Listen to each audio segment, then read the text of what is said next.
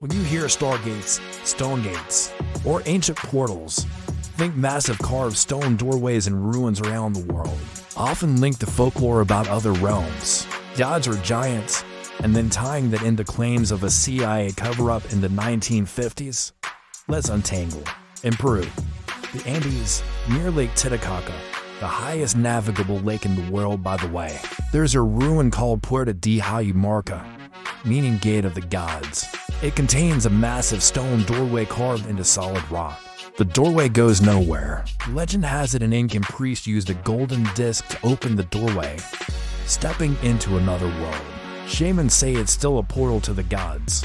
In Mesopotamia, the ancient Sumerians and Babylonians told myths of gates between worlds. Gods like Enki and Inanna traveled through gateways of the stars. Some modern scholars interpret these as metaphors, but let's keep an open mind. The Egyptians built false doors into their temples. They were false because they didn't actually lead anywhere, but they were carved just like a regular door.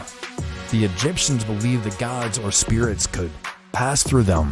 One particularly famous example is the doorway to the Duat, the underworld, which appears in some Egyptian texts. These false doors aren't unique. They're found all over the world, in megalithic sites from Malta to Bolivia, and almost always the local folklore ties them to spirits, gods, or giants of old traveling between realms. Now let's bring in the CIA. Here's where the whole thing veers into conspiracy territory. Some researchers claim that in the 1950s, during the height of the Cold War, the CIA investigated archaeological sites with portal myths. They did this to see if any of those myths were true. Allegedly, the US and Soviets both looked into ancient stargates as possible advanced technology. Remote Andean and Mesopotamian ruins were studied for non-terrestrial connections. Any unusual findings were suppressed by the government to prevent mass hysteria. Now there's no hard evidence to support this cover-up theory.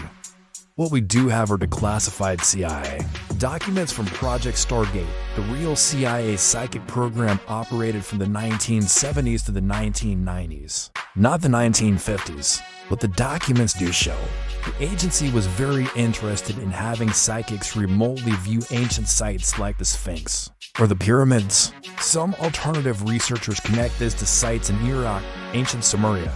The US was at war there from the 1950s to the 2000s, and they claim the CIA guarded or even retrieved artifacts that could unlock Stargate technology.